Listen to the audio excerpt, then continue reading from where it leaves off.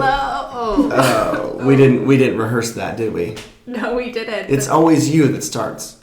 It is. So maybe this week, though, you could start? I could start. Hillary, what are you most excited for about this episode? I'm most excited about our guest. I'm very excited to have, like, a local person. We've had a lot of we always have locals, but I mean, like...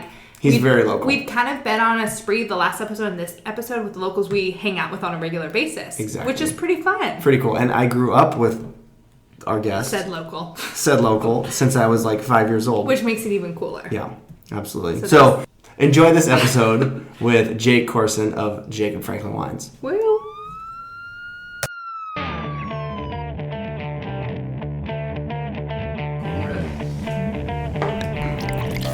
Hello, everybody, and welcome back. We're here for another glorious episode. Glorious? Is that the adjective of the week? Well, I feel like I kept repeating the same adjectives and adverbs, so I thought I'd mix it up a little bit. Scrumptious, magnificent. Fabulous. Yeah. Astonishing. You know, I thought I would throw in a new one just to keep our listeners on their toes. Well, thank you for keeping everyone on their toes, Hillary. Speaking of keeping everyone on their toes, tonight we have a very special guest, one of my best friends, Jake Coursen of Jacob Franklin Wines, and also my next door neighbor for the first 12 to 15 years of my life. We go back a long way, and he's extremely nervous to be here on this podcast. He's wrenching his hands right now. He's crying in the corner. He's really having we had to bribe him to come here with some gots, but we got him here. So. Thanks, Joel. Thank you, Joel. So welcome, Jake. Thank you guys so much for having me. You guys are really professional, and I'm already even more nervous based on how well you guys are talking. We turn it on and off really well. You guys, this is Hollywood, huh? Just wait for the commercial break. You'll see our true colors. But we want to welcome you to episode 31. We have not yet been canceled. We have not yet had any complaints about 911 at all on any form of social media. I think those go in like the request folder on Instagram, which I actively ignore. So, but really, I mean, we've got 31 episodes, 0 complaints. Maybe tonight's the night. I don't know if that's a good thing. I think we need a little, adversity out there. We're getting canceled tonight. Welcome to the cancellation episode. There is no bad press about bad press. How's it go? There's no press is bad press? No. Any press is good press? Yeah. I don't know. Even bad press is good. I think you're right. I think you got it. I'll speak with our producers. On that, Hillary, what podcast or what police log are we going through? So we are doing 1998 because that is the year that Jacob Franklin started. And then we're also doing of April, and then we're going to do April 2022. I want to clarify, I wasn't making wine when I was 8 years old. But yes, the brand did start in 1998. But you were practically... I was running things at that point. Yeah, that's what I figured. Yeah, so... You brought a lot to the table, even if it was just charisma and presence, but you were there. I could taste a wine and say, I think there's oak in this. And most people would lose their minds. And I didn't know what that even meant, but I knew people liked it. Your party trick? That was my one trick I had. Oak. Well, since then, you've gained a lot more skills and a lot more tricks in your bag. But can you run us through a quick history of, when your parents moved to St. Louis or to Rutherford, Elise Winery, then making Jacob Franklin because, you didn't have a label, blah, blah. But seriously, what was the whole... Yeah, so my parents, I believe they met in Boston in the 80s. Cool. My mom's from California originally, and my dad's from New Jersey. He's I think, third-generation dairy farmer. My dad went and served in Vietnam, came home, did some traveling, and then ended up in Boston. And he was working at a wine shop while he was attending UMass, and he really fell in love with wine. The wine shop owner would just open wines for them all the time, and so he really got to taste through everything. And this is, late 70s, early 80s when wine's getting really excited in the United States. So they met early 80s. My dad convinced my mom that they should move back to California to get in on the wine trade. And I think his first job was at Mount Eden. And then, because I think they were living with my grandparents But then after that, they moved up to Rutherford because they found a B&B that needed keepers. And the B&B allowed my dad to plant a small vineyard because I think at that time he was working for Tenella Vineyard Management, where he got messed with by a lot of the other guys in the field. My dad's 6'4". He's had white hair since he was 25, so he stuck out a little bit out there. And so he ate a lot of jalapenos that he didn't really know what they were. And he got his feet dirty out there. But he worked at a bunch of different wineries. Whitehall Lane, I think, was the most significant. Art Finkelstein was the winemaker there, and Art really taught my dad about blending. And my dad started in the tasting room, and I think within 3 years he was assistant winemaker there, and then became the winemaker. And while he was there, he started Elise Winery in 1986 or 87, really bad at that. But that all came about because of Chris Morisoli's family. My parents met the Morisolis and found out they had a property to rent on Hoffman Lane. And so they were excited about that, and then they found there was this old little vineyard of Zinfandel out there.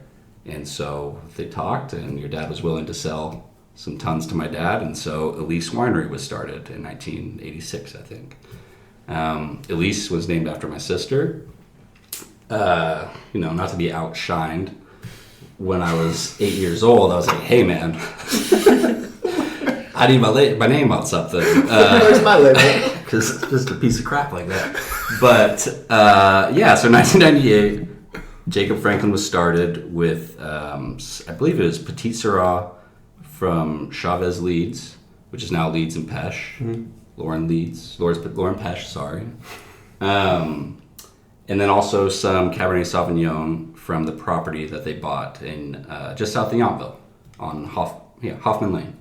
That's where we started with. We were Vineyard Designate wines, as opposed to Elise Winery was some bigger blends, like Nero Misto, C'est Bon. And so it was kind of a secondary label to show off, I guess, kind of terroir, trying to see what we can do with specific vineyards and really, make them shine. So that went on for a long time. I didn't give a hoot about any of that because I was 8 years old.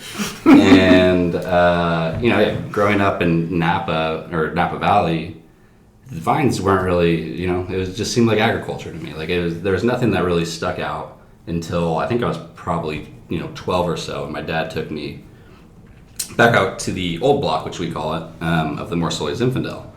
And I remember tasting through different vines out there, and that was really the first time where I was like, oh, okay, this isn't just big fields of grain, there's a lot of variance out here. We're just making widgets.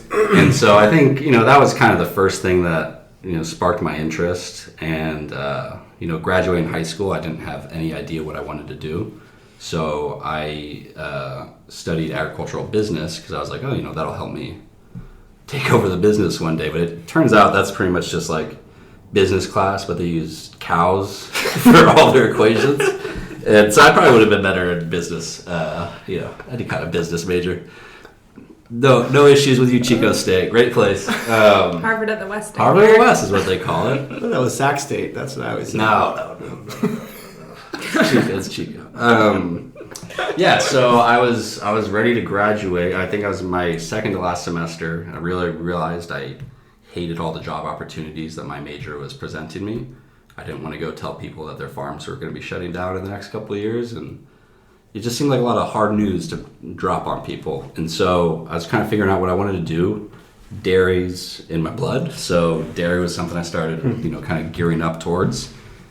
And then, the whole truth of 5 a.m., 5 p.m. every single day for the rest of your life. I set in, and I was like, oof. To be a milk connoisseur, I just want to hear where we're going with the dairy. Oh, yeah, I was like working at the school dairy, and I was, so I don't... So not tasting the milk. And we did have a class where we tasted cheese. That sounds a dream class for Hillary. But, it's not like, oh, here's some brie, here's some, it's like, no, here's cheddar. See, I would want to do the different milks and the different colors and like... You're thinking of like Napoleon Dynamite and like all the little calves. Oh, see, that was prime time. Milking a cow was on my 30th birthday list, my 30 by 30 list. So I went and hung out at a dairy farm for the day, and it was a magical experience. They're like puppies. They are. And so I got to milk the cows. I think I was the only kid in my ag major who didn't do 4-H. And so I remember I was working on the dairy farm, and there was a stubborn cow that they needed me to move, and they're like, just kick it in the head. And I was like, what do you mean kick it in the head? That sounds terrible. And so I just give it a little boot in its snoot, right on its nose. And the lady's like, what the hell are you doing? And I was like, you just told me to kick it in the head. And she's like, no, they have huge skulls. Like, you can kick it in the forehead, and it's, no big deal. And so now I'm an animal abuser. And that's why we're getting canceled. Yes. Coming for us. Hashtag PETA. So So you decided that grape farming, grape growing, and winemaking was a little easier than... I didn't know yet. I was still like, what the hell am I going to do? I'd worked in restaurants and front of the house and kitchens and stuff like that, so that was kind of an option. But I saw how tiring that was, and the stress of, I also don't do well with people just yelling at you in your face and the next day smiling, and I'm like, hey, man, I'm still hurt, guy, okay? But it was actually the end of a long night. Me and my roommate, we went to the liquor store. The liquor store was closed. And I had a bottle of 2004 Morisoli Cabernet Sauvignon that my parents had given me.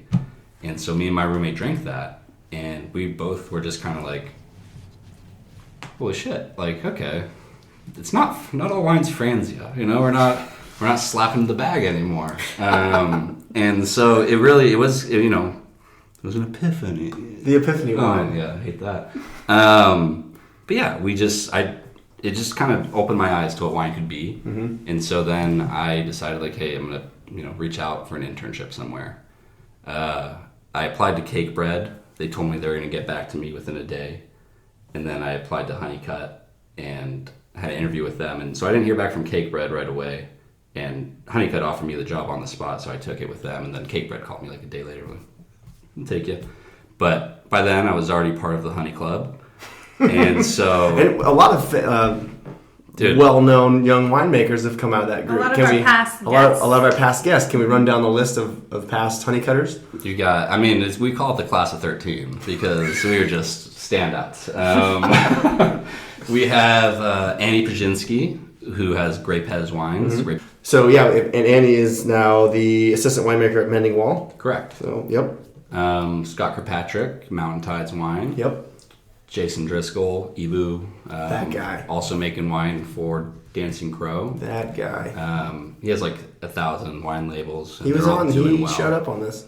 Yeah, Jason. Yeah, actually listened to that one. Yeah. I was making sure he wasn't talking shit. But yeah, so we also had...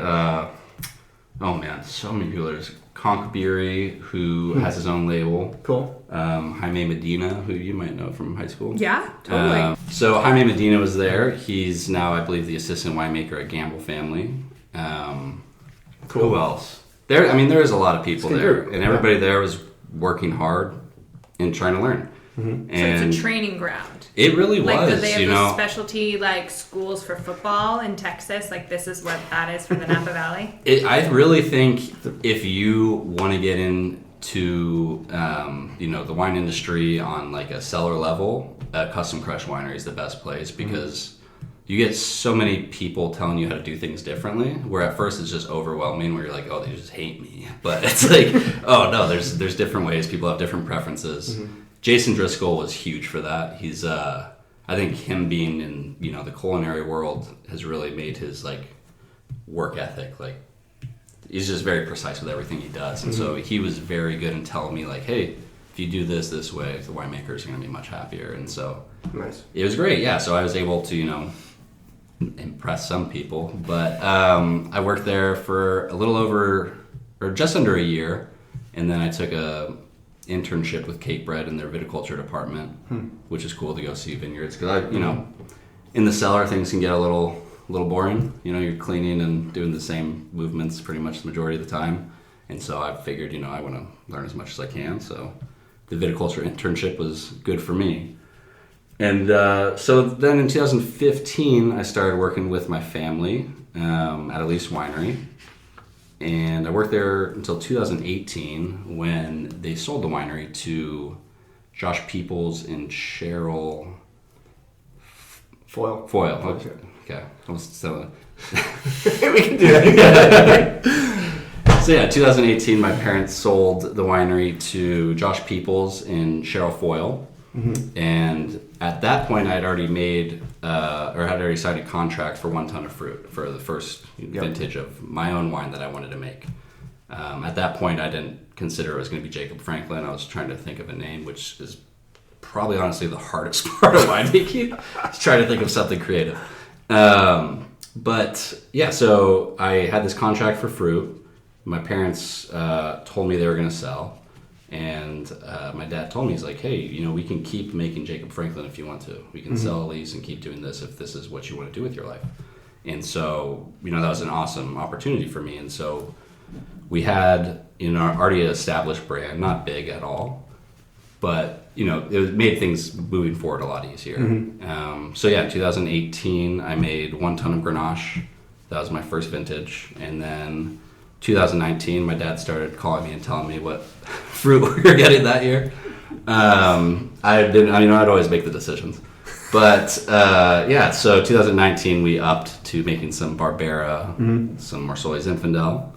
And from there, we just kind of see what fits for us. And so we find varietals and vineyards we want to work with to still try to show off terroir, because I think that's the best thing you can do with a vineyard. You don't want to make a big anonymous blend. Mm-hmm. In 2018 was the big jump off for me. And we're lucky to be drinking. What are we drinking tonight? So we have our 2021 Rosé of Barbera. All right. It's pretty unusual. I Googled it. I don't think anybody makes rosé out of Barbera. But there might be a reason. I haven't figured it out yet. So this is from the Nagyar Vineyard in the Sierra foothills. It's like 1,500 foot elevation. And we picked this on the first day of September this year. And it's like a 2-hour drive. So, that fruit on the way back macerates a little bit. And so you actually get some skin contact on the way back. And so we just go straight to the press it off the skins, and we age it in neutral oak barrels. Nice. I love it. It's great. The one thing I just noticed, the color is really unique. It's a little slightly darker, but it's the food dye. I really like it. It's fantastic. Yeah. No, I'm kidding. We're very much. It's French tasting. Oh! Jake loves being called French. Just do it. So, the most important question of the night. Have you ever been in the police log? No. There was a hesitation. I think it was because I was polite. September 2014. Never do that month. It's my favorite going through the old logs because they have the DUI list and the fire calls and the police log. And sometimes the obituary on the same page. I'm like, wow, okay, we were busy this month. Everything. I remember walking in high school and be like, talking to my teacher, I'm like, did your brother get a DUI this weekend? And he just looked at me like, why the hell did you just ask me that, man? Like,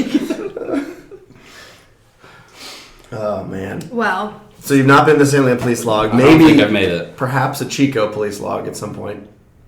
There are some times in Chico. I don't think they're logging it there. No, they were pretty much if you were not 21 and you maybe had a drink that night and you were around something rowdy, you were getting arrested. Wow, that's really? How it was my freshman, sophomore year of college, and then I was 21, but even they kind of laxed a little bit. But yeah, everyone it was MIPs. And MIPs and MICs. They gave out so many tickets every weekend. Yeah, it was a funny thing where we'd usually be friends with the arresting officers by the time we got to the jail. And they're like, dude, sorry, but you guys got to stay here tonight. And I was always upset because I never got breakfast. They always kicked me out at 5:30 in the morning. Do they serve breakfast? Yeah, you get a little one of those little trays, one of those little Jimmy cereals. Little Jimmy Dean. I was the picturing multi-pack a fruit of cereals. Oh man, that would have been nice.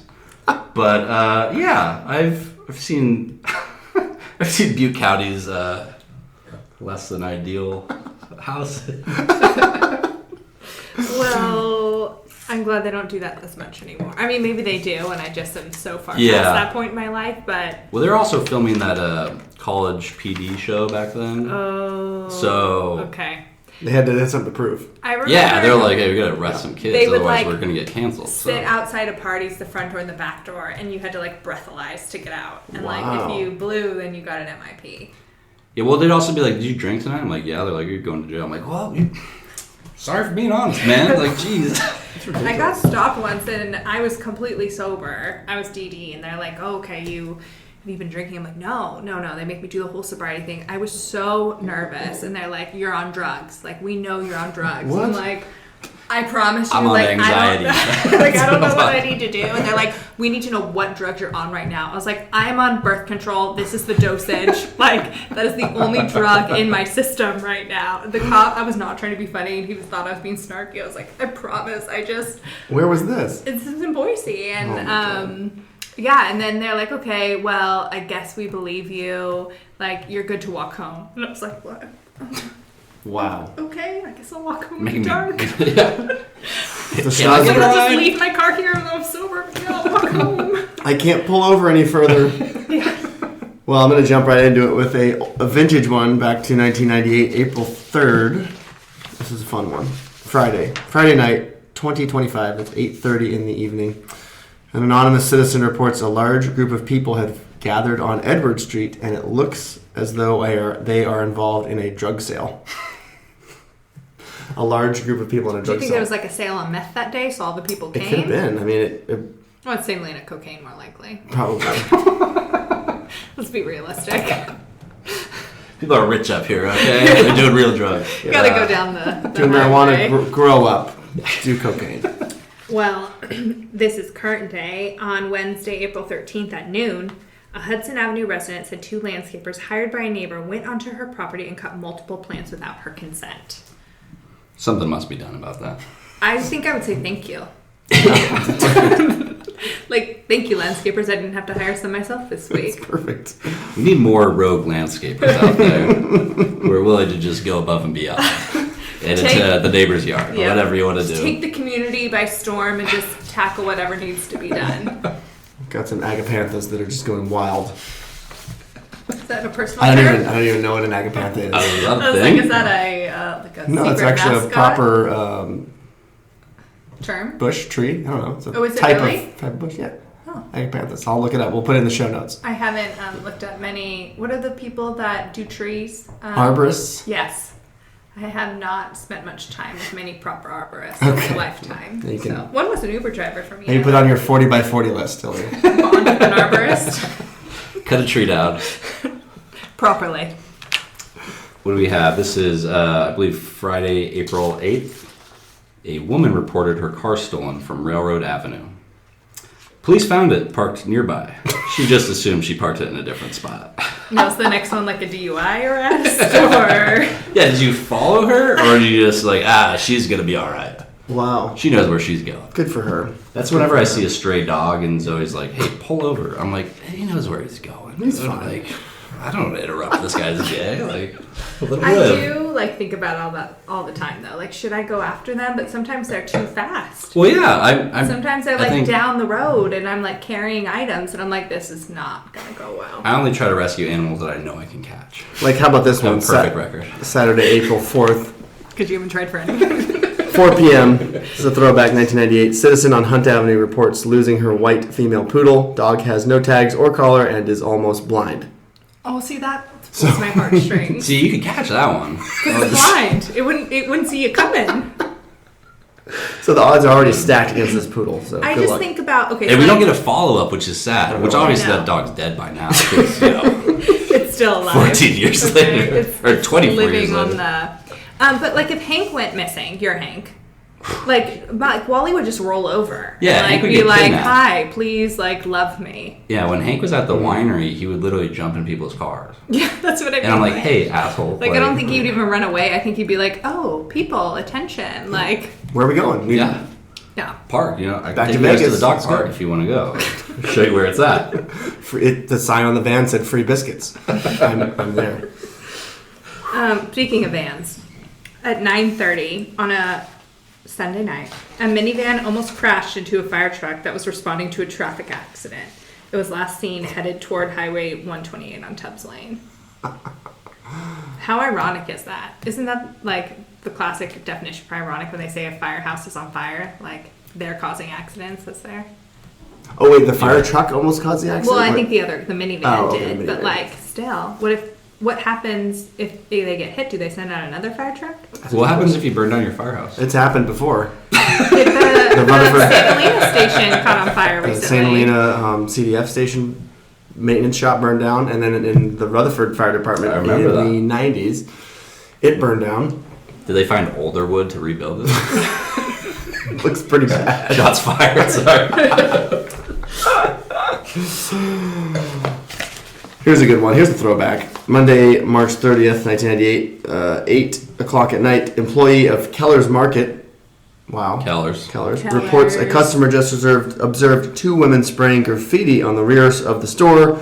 One suspect described as bald. Officers respond and check the area, unable to locate subjects. But Keller's Market, that's the only reason I read that, because I want to talk about Keller's. Keller's was a gem. So good, so good. Sandwiches there were like $4.75. And charge accounts. Yeah. Do you guys remember going in and like getting stuff and being like, I'll just charge it? Yeah. Well, I grew up in Rutherford. That must have been nice. There. I didn't have a charge account at Keller's. Oh, Tom did. Well, good for him. Of course he did. And that was the best place you guys, sorry to interrupt you. Do you have pictures getting weighed when you were born? That's what I was going to talk about. At Keller's? Yeah. No. Mm-hmm. But Ernie... Well, I was born in Vallejo. I don't know. That's why you like to hang out there so much. Yeah, that's why I was at those parties there all the time. But yeah, you would get weighed on the with a pickle. There's a picture of me in the getting weighed, like my first week of life. Wow. That was like the thing to do. Uncle Ernie. Ernie Devoni. Yeah. Cheers, Ernie. I know. What a guy. Doesn't seem very sanitary to me. Babies are clean-ish. You wash them like once a week. Speaking of babies, how is your Miss Penelope? Miss Penelope is doing great. Mm-hmm. She's very chunky. She's healthy. She went in the pool the other day and a lot of the water spilled out. Yeah, I'm sorry about that. We'll truck some in. Yeah, man, she'll be turning a year next month. Well, she'll be turning 2 years next year. How does that feel for you? It's crazy that another year's passed. You know, I'm like, whoa, like, there's so many cliche sayings about, you know, having a kid, but like the old days are long but years are short thing seems very true. Where it's just like, oh, okay, yeah, like, I don't know, it just keeps ticking away. But, you know, it's really fun to watch her grow, and she's really easygoing. And we went to Costco today, and she loves that. Oh, I feel that. Yeah, I can't stand Costco. What? It's awful. Costco is my happy place. God, I hate it. Give me a hot dog. Yeah. There's too much going on. You have to go when it's not crowded, and you Yeah. get your big basket, and you just like bask in the glory. That was today. I usually go at like 10 a.m., but today it was like, I don't know, I got there like 11:30, and now because kids are out of school, there's just little pieces of shit running around all over. There they go. Sign me up for that. Costco has a great optical department. Anyone listening that needs a hearing aid, great prices on hearing aids. I always refer patients there. This is brought to you by Costco. They have great poke, and like there's slabs of ahi tuna. I'll make these like ahi tuna club sandwiches. You put a little like steak seasoning, sear it on each side, do a little wasabi aioli, and do like an ahi tuna club. Great. Nice. Okay. Well, anyway, I get the $1.50. Take back everything I said about it. So. Oh, I still get the hot dog. I just get that for lunch and then bring my like dinner. Put me home. Costco is a magical place. I thought for some reason that it was so expensive to be part of Costco. And so like in college very elite. at Chico, you could go and buy booze at Costco without a Costco card. Mm-hmm. Which is pretty cool. They don't do that down here. But yeah, it's $60 for a year. We're just giving a whole lot of shout outs to Costco right now, guys. Costco, we're trying to get that sponsorship. We need a corporate sponsorship. I will go every week and just promote you. I love Costco. I will do the same. All right, well, we're 2 of 3. So fair enough. We'll enjoy the perks of the Costco. Yeah. We're just going to go be like, yes, Costco sponsors. Think of the swag we could get. Well, I almost brought, I don't know if you were here for that, Earl Stevens, better known as E40. I do know who that is. I met him on a Southwest flight. He flies Southwest? That makes sense. No, you met him on a private flight. I met him on a private flight. I'm so sorry. I was not flying from Orange County to Oakland on Southwest, and he had priority boarding. It's kind of... Hey, all right. Southwest is kind of like a private flight. You don't choose your seat. You don't have an assigned seat. You just get in. Someone even went up to him, they're like, I kind of thought you'd fly private. He's like, for this quick of a thing? Like, nah. I'm like, I like you even more now. Yeah, he's like just a smart guy. So did he bring some of his... So I'm sorry. I interrupted. Well, no. So I just saw at Costco. Because sometimes they have like deals on wines, and then sometimes there's other wines that I'm like, why are you selling that here? But Earl Stevens has his sparkling cotton candy for $14 there, and I thought about bringing it, but I didn't really want to throw up on the table. So that actually sounds like something Hillary would love. I think I would hate the taste, but I would love the concept. Well, I would love supporting E40, but artists in the wild. Yeah. Maybe just give those ones away. I think my head tomorrow morning would hate me. Like, I don't know if I could make it to work. And you have to listen to E40 the whole entire time you drink it. That's the rule. Absolutely. Of course. Do you have any plans to make a wine... with E40? Not with E40, although that's a good idea. I mean, Snoop Dogg has a wine now. A little bummed he didn't reach out. Cali Red. But anything dedicated to Penelope? No, I don't think so, because I feel weird having a wine named after me. And also my name is not Jacob Franklin. My name's Jake Coursen. I think a lot of people think... Well, yeah, it is. But I think people think Franklin's my last name. Whatever. Don't worry about who I am. That's kind of nice. It gives you a little bit of like an incognito, so you can like go to places and people won't fanboy you. Yeah. Well, I don't think that would ever happen. I was giving you a lot of credit. You just need to like roll with it. But yeah, I don't know if I will. I think it's kind of like a pressure thing. Like I don't want her to feel like she needs to be in the wine industry at all. And cool.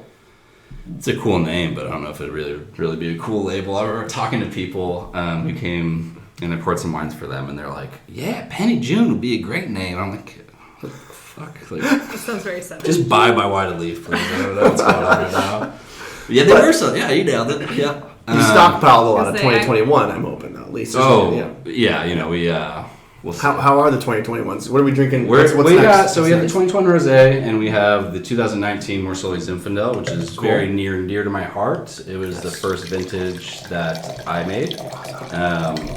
As we said earlier, my family started buying Morisoli Zinfandel from the old block in '86, I believe. Yeah, and really, since then, it's either only been to Elise or Jacob Franklin. That's been the monopoly on the old block. And in 2018, we actually were able to harvest that because the winery hadn't sold yet. So we haven't missed a harvest since '86. Cool. I think 2019 is our 33rd. I don't know how that math works. There's always like one extra number. So 2019, our fathers talked, and a deal was made, and so we were able to get the old block. And I don't think we had been making just the old block for a number of years. In 2012, we did the special with that 25th anniversary, which is cool. Yeah, and it's just such a special wine because I don't even know if legally we can call it Zinfandel anymore. I don't really know if there's 70% or 75% Zin out there. Probably not. Yeah, I don't care. TTB. Sorry, I don't think the TTB is listening in. Sorry, TTB. So. It could be. Yeah, so it's just a special vintage. We obviously had a ridiculous harvest that year. I remember we were. I think since '86, my dad said that was the biggest year that vineyard's ever had. 5 tons. It was 5.2 tons. Jeez. And these, as you know, if you don't know, they're 100-year-old vines. Some newer replants, but all dry farmed. No special treatment for these guys. They got to work hard. And that year they worked really hard. Mm-hmm. And it made, just a really beautiful wine. We don't put too much new oak on it. Just trying to make fresh, tasty wines that I want to drink, which is not always the best business model, but... Well, I love it. I think you have good taste. That's the best business model. They always say don't get high on your own supply, and Jake says... Do it. Bullshit. I'm making stuff I want to drink. Well, they say I don't believe in the crack commandments, so I haven't been following those for some time. The crack commandments? Biggie's 10 crack commandments. Oh. You need to go to church. you know, I'm not quite as hip as I seem, so... Hillary seems I figured you say Toledo kids were urban as hell. Yeah, We'll link that to the show notes as well. The top 10 crack commandments. Is that what it is? I believe that's what it is. I don't know if it's the top 10. I think it's just the 10. Okay, from E40. No, it's from... You know what? We're done. We're done. It's from the notorious B.I.G. Okay. But okay, so seriously, back to the wine, though, man. It's elegant. It's nice. It's just like lifted. It's so... Ooh, elegant's a good descriptor. Well, and I'm going to Absolutely, say, yeah. I'm just going to toot my own horn a little bit. I think everybody was calling me crazy for my pick date. Where I was like, hey, it's ready to go. 25 bricks. Yeah, Let's do it. Nailed it. Yeah. It was perfect, man. I mean, even my dad was like... hockey right now. Like, really? You want to Did they want you to do earlier or No, later? they were like, they wanted to go later, which it makes sense because there's a lot of fruit out there that is, you know, less ripe at that point. Because there's like, I mean, there's like Grenache, there's like all kinds of varieties out there where there's also, I think, probably the second highest percentage variety is Petite Sirah, which comes in so much earlier. And so it's like Petite Sirah and Zinfandel would kind of be within a week or two of picking, and you know, if it was a varietal specific vineyard. But then you have just all these other vineyard or all these other varieties that are like, they're not overripe, and so it makes the Zinfandel not, you know, jammy. It makes it not heavy. It just makes it a fresher wine. Yeah. And I think that could be, I mean, in my opinion, that would be a great style for Zinfandel. Like, I don't really enjoy big jam balls, you know? It's like, I want to drink something fresh. I want to drink something that I want to have 2 glasses of. Yeah. And so, yeah, picking a little bit earlier. Yeah, this is not just like a 1 glass with the entree type of Yeah. Yeah, you can sit there and drink it It's like on its a own. fancy porch pounder. Well, I'd pound it on a porch. Sounds I love it. But no, it really shines through. And what I like about the way you make wine, Jake, is that you let the grape kind of shine through, and it's not you don't taste really any of the mechanics you use to make the wine. Yeah. It's just the grape, you know, and it's just very natural. And we don't And really, authentic. there's not too much to us, you know. I think it's a disappointing thing for people to hear when, you know, like, I don't have this long story of making wine. It's just like, we do the best we can with it. We don't want to manipulate it. We don't want to bastardize it. We want to make it what it is. And, you know, if a vintage isn't perfect, that's what it is. Yeah, you know, that's what it's it is. unique to that year. It's farming, Yeah. you know. And so, yeah, we just try to be low intervention. Don't want to bullshit anything. Nice. And it's, you know, you see, being in the industry even for just whatever 8 years I've been, or 9 years, you see a lot of stuff where it just doesn't seem necessary. Where you're like, you're adding, you know, whatever, or just over oaking something where it's like, Why? Yeah. Is that what you want to taste? But I guess that's, I mean, they sell more wine than I do, so maybe I'm wrong. But yeah, you know, I think I just try to stay true to what I think makes a good wine. I think more of my, you know, the wines I look up to are, you know, old world wines. There's definitely a lot of cool stuff in California, and I think actually California, there's like a new trend to make wines more fresh and more exciting, and not, you know, the picture we've had painted of those wines for, you know, how as long as we had. That's why I'm like, you know, Grenache and Zinfandel, both wines that were looked at as overcroppers, you know, like they produce so much and it's like a blending component to just, you know, to have bulk. And they're actually amazing varieties if you take the time to work with them and, you know, let them do the talking. Yeah. So, No, it's we try great. to do. And some of these wines, some of those have gotten not a bad name, but those varietals, for people who don't know, maybe have been like overused by the big wine companies, and they're seen as like, oh, that's just what you find in Yeah, I get jug customers who tell me they don't like Zinfandel. I'm like, okay, like, yeah, it's the same thing with Sideways. Like, oh, we don't like what is it? Merlot because but they like Cheval Blanc. Yeah, Like the movie. That's the big joke. Yeah, exactly.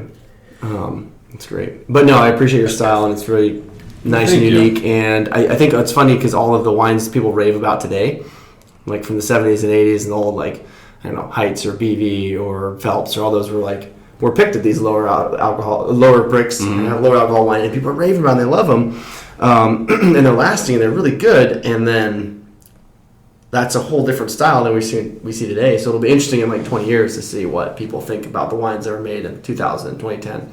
Yeah, I think those hold up as much. I don't know. Yeah, no, I think that's a good point because there's like so much emphasis on like now it just seems like people aren't looking at what people were doing in the past to make all the wines that we fantasize about. Yeah. You know, like Totally. There's the Judgment of Paris wines, all these wines they weren't people weren't bullshitting them, and so I think I agree. It's gonna be really interesting to see the landscape of the wine industry. It's authentic. Yeah. So we try to go for. I like authenticity. It's my favorite Yeah, word. because all the bullshit is just it has the fluff and the fake and it. Yeah, I'm not good at that. I mean, with anything in life, it's like why add it? It's just Well, and there's already just so much bullshit out there. Enjoy. That's what I mean. Just enjoy like what it has to offer. That's like there's so many new wine brands like every other day, and you just like they all sound the same. Like so it's now a bad time to announce the name of my wine. I added do it white Zinfandel It's or got a lot of bulk wine from 2020. sparkling cotton candy. Oh, we're going with the box. We're bringing it back to Chico. Honestly, I think the box could be a fun idea. I mean, I hear about these places in Italy that are like people just go with their jug, fill up, go home, and it's like, okay, what if we just took out all the extra recycling components, all the other trash that we're throwing away, all the weight to move the wine across country. I'm making a real push for boxed wine right now. What's happening? I will say some of my favorite dinner parties I've ever had involve a jug of wine. Yeah, I mean, you got Like it. And local- do you know like how a to do the local- turn where you plop it on the You the know, elbow? they are not trusting me with that jug once okay. it's been open. Cole Ballantyne does the jug wine all the time. Shout out to Cole and Bruck.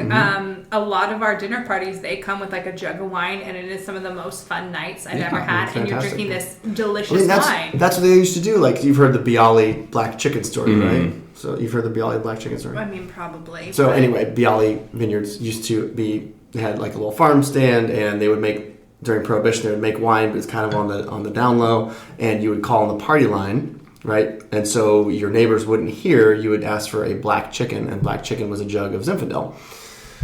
And they would just come and deliver your jug of Zinfandel. So we should get back to more of that.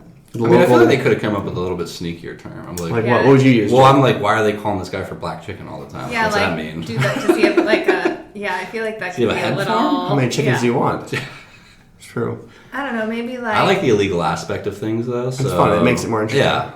Or like during during Prohibition, when they used to sell bricks of grapes, dehydrated grapes, and they had a label on it that said, "Caution: do not rehydrate grapes. Do not put this yeast packet in. Do not put in a closet for 3 weeks, and then press off to make wine. Otherwise, you'll be doing something illegal." I mean, it was a good warning. I'm glad they were. Got to get it out there. They're looking out for Isn't people's. it crazy that they just took away alcohol? Like, I Could know you we've imagine all a world? learned about this, but like, isn't that a crazy thought that they one day were like, nope, sorry, Wild. no more. It's like we got grounded for a few years. They're like, hey, no more partying, How long guys. did You guys are done. Prohibition last? In total? 14 years, right? Yeah. That's what I mean. It was a significant 1920 to 1934.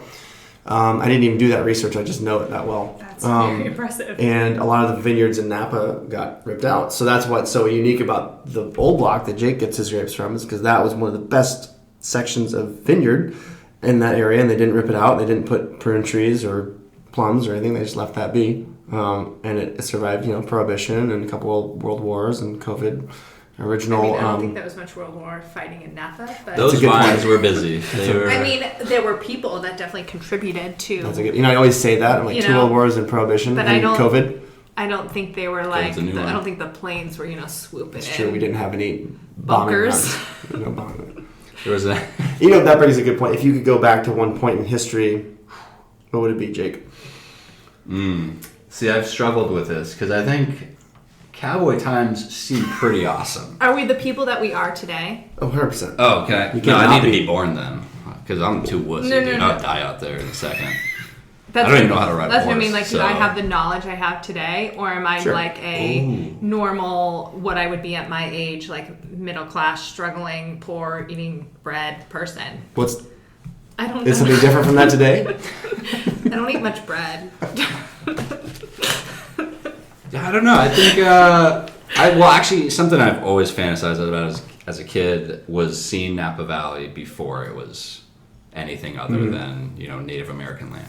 Yeah. And I was at it wasn't MoMA, maybe DeRosa Museum in San Francisco.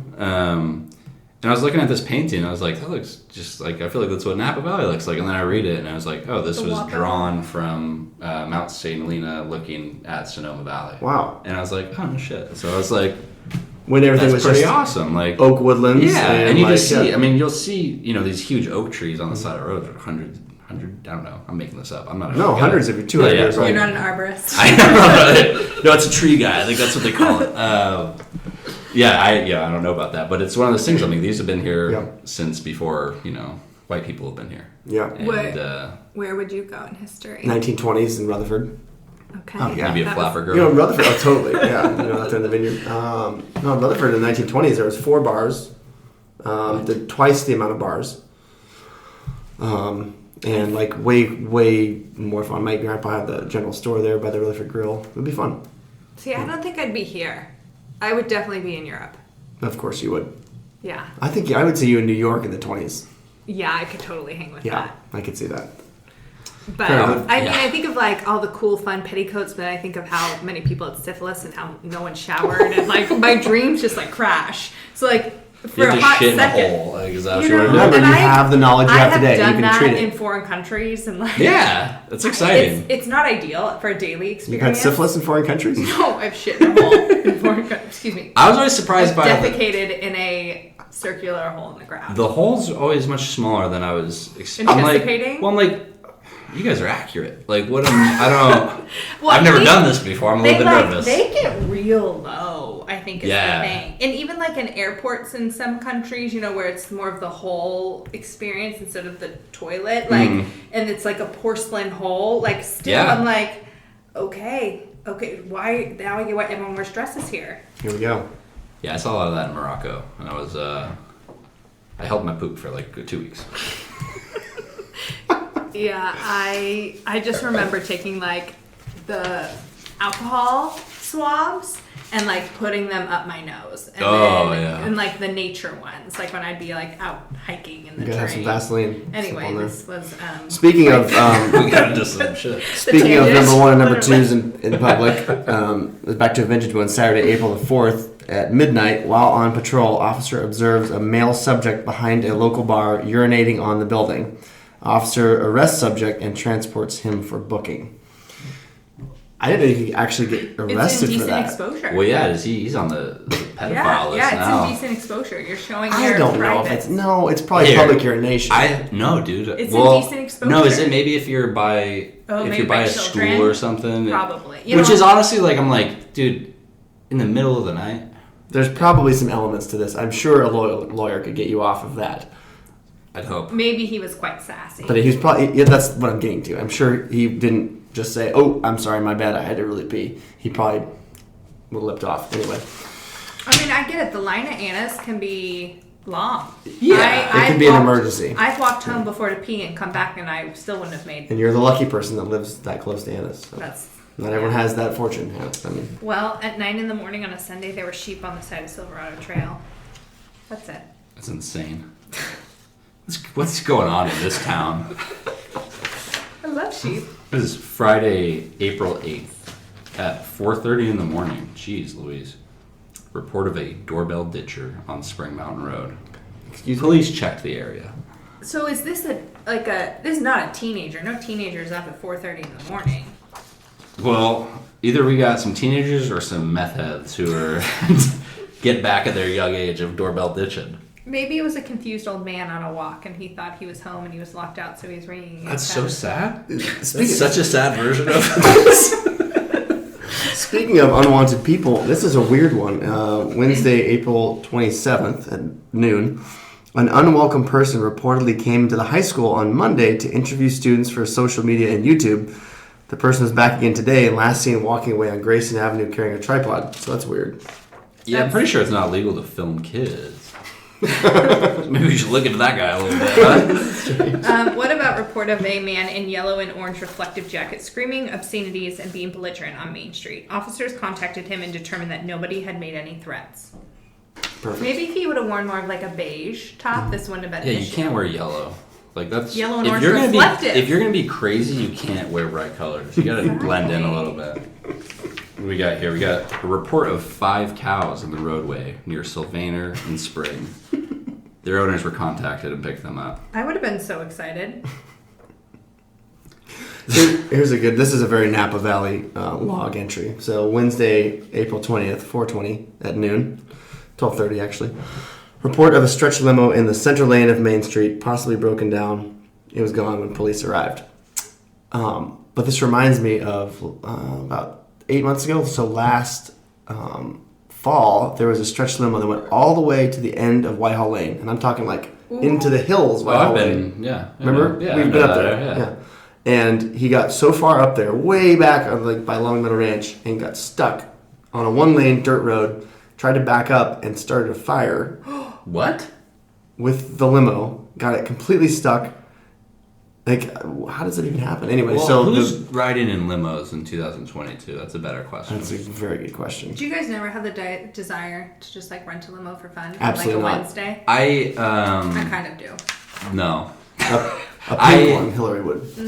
No, I kind of want like a sleek black one. And I'm not going to ride it around here. I'm just going to like take it for a cruise. Just you? Mm-hmm. Yeah, that's kind of cool, especially if you have the windows down. I would sit in the back. I would like read my book, and it would be great. I remember when my dad worked at it's a different name now. Across from where the prisoner is. The jail in Napa? Across, like, That's not prisoner. San Right? Quentin. Prisoner wine company. Yeah, across from the prison. I took that on across like by the recycling plant. Bastoni or Rutherford Grove. It's still Bastoni, isn't it? Yeah. Oh, okay. It was Rutherford Grove. Okay. Yeah, I remember my dad was working there back in the 90s, and a guy came in with his limo, and my dad asked the guy if I could go with the limo, and it was like the coolest thing about it. I was like telling kids at school, like, yeah, I was in a limo this weekend for 5 seconds until the guy was like, get the hell out. Cool. I remember I could sit in there. Wow, it's intense. It's like prom all over again. Yeah, man. Oh man. Wow. I went to prom at a bus. Sucked. Oh. I'm sorry you missed out on that experience. I didn't have fun as a kid, and I didn't make up. So Jake, what's your thought on like Napa in the next 10 or 20 years? What do you think? Like new things coming, exciting things you're not excited about? Climate, I am not excited about. Mm-hmm. The consistent fires, I'm very much not excited about. You guys live closer to them, so you deal with that more than I even do. But it's the anxiety from 2017's fire season, just every single year since is just like it's insane, and it puts a real pressure on winemaking. Having to try to harvest something that you might not think is ready, but to get it out of the way of harm's way. I don't want to sound like a little salty person, but seeing big money come in is always kind of hard. Growing up here in the 90s, it seemed so much more family based. Kind of seemed more like the French idea of winemaking. Maybe not winemaking style, but farm communities. And yeah, it's difficult because I don't have millions of dollars, and I'm trying to make it in this industry, and I want to prove that it isn't just for rich people. I want to prove that, like, hey, if you have a good idea, if you believe in your wines, you make people believe in your wines, then you can be successful. But it's hard, like you can get priced out pretty easily, and it's just it's a different industry. But I think I think the winemaking here is going to stay consistent. It's going to be good. Cab's always going to be good here. But I think we're going to make some major changes with the climate, because what's going on right now isn't really working, long term. Like it's scary where it's like, it was 104 degrees the other day, and not that, it's summer, it should be hot, but we're constantly breaking records for heat, and that's a little, true. That's a little scary. Yeah, losing power is also not fun, because I'm like, oh, cool, my fridge is full. Now I was working in Calistoga this week, and they cut the power off to the clinic, and I was like, oh. Wow. Cool. You guys don't need it, you'll be alright. Nah. The flashlights? I've got a headlamp. There you go. You're doing it. I'm serious. Jeez, man. Yeah, I don't know, man. It's I want to be hopeful for it. Yeah. But, I think people are going to be planting Cab in different areas. I remember in college they were talking about, Oregon's going to be, the premier wine area before long. And I was like, yeah. And, I was just up in Oregon last week, and it was raining the whole time. And so I'm like, yeah, they're not quite ready for that. But, if we keep up with this climate change, man, they'll be ready for it. But, yeah, it's hard to see the changes. But that's life. Life changes. You can't sit still. So we're just going to keep trying to work with it. Well, it's good. We'll keep doing what you're doing. The authenticity is seen by the people that know and understand and appreciate it, and I think that's important. And where can we go to try some of this? Can I do one more log? Go ahead, Hillary. Because she got a good one. I just found it, and I was course. kind of caught off guard because it's in the middle of a traffic stop. Report of a black bear treed near Spring Mountain Road. A black bear? A black bear. That's amazing. What time of day was this? 1:56 p.m. On April 3rd. On a Sunday. So Wow. That's cool. When I was working for Cake Bread, they have a vineyard up by Lake Hennessy when you go up the Meadowood or Howell Mountain Way. And I remember being in the vineyard, I saw bobcats running around, you'd hear coyotes and stuff in the morning. And then it was towards the end of the season, when grapes are, good for eating. And I saw this pile of scat, and I was like, that's not not a coyote, dude. That's a bear for sure. And then I was looking around and saw footprints, and I was telling the viticulturist, I'm like, dude, there's a bear up there, and he's like, nah. And I'm like, no. Yeah, no, for sure. There's bears up there, man. And a few friends of mine, they have trail cams around here, and so they're always seeing. Oh yeah, my dad gets them on his it's all amazing. the time. Mountain lions. I love it. It's hey, we've definitely changed this valley. It's not as Pritchard Hill had one. I remember. Had a remember big one up that. there, and that was Chapelet. I think kept sending pictures of him. Yeah. He was big, and then they don't fence. They don't call Bear Canyon because of It looks the like coyotes. I was gonna say this is a lot less small scale, but we saw a huge coyote on Oak Street the other night. That's right, we did. Yeah, Yeah. we were talking to Randy. Shout out to Randy. Randy, the from police Cabernet officer, at department. 2 a.m. Yep, coming back. That was funny. Oh my Yeah, god! a big coyote just chilling on Oak Avenue. I remember when I was taking Hank, because I bring my dog to run in Chris's vineyard, and I was driving up in the morning, and I was like, that's a German Shepherd. That's not. Yeah. So I remember growing up, I was like, I could fight a coyote, because that's how my brain works. I don't know. They're on the juice, man. These things are big these days, and I'm not looking to fight a coyote anymore. Eating a lot of rabbits. I missed that point in my life where I thought I could do it. So. It might be coming still. Maybe, You think so? Yeah, I think everybody. I'll be like, yes, it's my time. I'm gonna get it. After you've had some E40 cotton candy sparkling, Then set me free in the vineyard. Yeah. Realistically, I'll be laying on the ground with the bunny rabbits, having a moment. But yeah, I'll be there fighting the coyotes. Excellent. Well, now we can go into where can we? Jake's literally out there every other day, at least in the vineyard, checking on things, running about. P has been in the vineyard. I'm just hanging Supervising. out, dude. I'm not doing anything. So, if you want to get in on some really great Zinfandel at a phenomenal price, yeah, man, made by local folks. I think Cadet still is pouring some of our Zinfandel and some of our Grenache and Barbera. Nice. It's a Farmstead too. Farmstead has our Zinfandel. Backroom Wines in Napa has it. Cool. This is just really making me realize how lazy I've been. I need to get to more restaurants and sell my wine. What if we wanted to just buy some bottles? If you want to buy some bottles, you get on jacobfranklinwines.com. When you check out, if you're in the area, when you check out, you can click pick up at winery, and then we can send some emails, and I can come bring you your wine free of delivery. Look at that. I'm sweet. The winemaker also delivers. I'll bring my baby because I can't leave her at home. Good reason. That's perfect. And you can't leave her in the car either. I don't want to be on the police log. Well, thanks for doing what you do. Keep up the good work, and keep making that awesome wine. Thank you guys so much for having me. Thanks for coming. Right. Did I sound really nervous? I didn't cry that much. I think you pulled it together. I'm after this. If you need to fall on the floor, I'm gonna cry in the car for sure. You know what? A good cry is sometimes needed. I need it. Derail it right now. Awesome. Okay, well, Jacob Franklin cheers. Wines. Thanks, Thank Jake. you. Cheers, Yes. guys. That was another glorious episode. Glorious. So, It's another one of my descriptors. another fantastic descriptor from Hillary. So, concierge medicine, a walking thesaurus, whatever you need. Only the uplifted ones. You always have a right disposition. I mean, I try. Fake it till you make it. So Indeed. Well, that was a really fun episode. that was a great episode. I'm still checking out some of this Jacob Franklin 2019, and I am a big fan. So you should go order some. You should absolutely order some. Jake's definitely going to get the 911 bump right now, which is like 3 people. They follow his Instagram. I think we're up to like 4. Congratulations, Jake. So, shout out to all our listeners. We are looking for a new social media intern. If anyone would like to apply, please email us at 911podcast@gmail.com. What this means is you get a couple bottles of free wine once a year. More than that. And follow us on Instagram at 911 podcast, spelled out, not the numbers.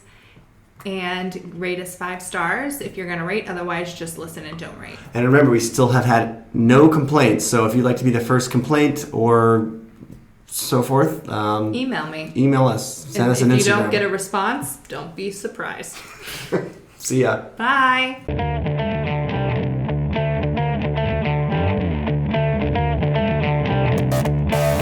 Enjoy your evening and be safe.